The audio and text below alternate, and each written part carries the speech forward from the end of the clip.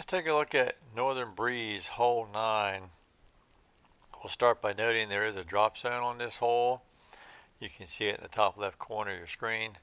And unlike some other drop zones that I have complained about being overly punishing, this one's actually overly generous. So yeah, I know it just can't make me happy, right? Somewhere in between, I think. I think a drop zone should be challenging to save par, but not like take a miracle shot. That's kind of my opinion on drop zones. But anyway, we'll take a look at the drop zone first, and I'm going to take a putter and just barely clear the tee pad here. And then we're going to hit, once it finds the bottom, hit move to lie. And here we are 72 feet from the basket. So yeah, again, very, very generous. So any OB shots should really result in a par. Um, so, yeah, but that's the drop zone. So now let's go take a look at the tee. All right, off the tee, I think there is one disc that works probably better than most, and that is the Accurate Extra Glide Sapphire. If you don't have one of those, something close would probably be the Accurate Glide Musket, perhaps a 9 speeds.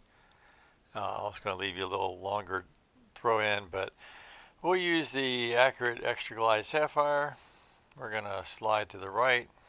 I'm going to put the bottom chevron on the railroad tracks here, right in the center of this railroad crossing. And then with this little wind out of the left, we're going to give it about 3/4 of a disc or so worth of hyzer, just to help it make the corner. And hopefully go down the middle of this street here, and then slide up close to the basket, 63 feet for the birdie. So that was a pretty good shot. I will point out there is an OB line very close to the back of the basket, so in your throwing you want to make sure you hit some metal at least.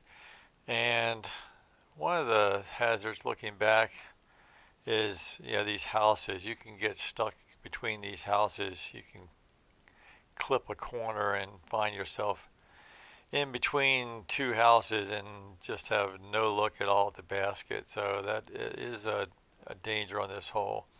So we'll do one more. Got a 3 wind out of the left this time. I'm going to slide to the right, same aim point, just a little more hyzer this time, probably a little more than a disc worth, and see if we can hit the center of the street again. And it looks like we did. And that's pretty good. Pretty much the same shot, 50 feet. The other thing I'll point out, there is a badge too about hitting this bell up here. I did a separate video on it. I'll put a link in the description. You can pick up an easy, I think it's 500 coins by hitting that bell up there. But oh, and this is one of the, using the bottom chevron, this is one of the gnomes and another badge. I did another video on that. I'll put that in the description also.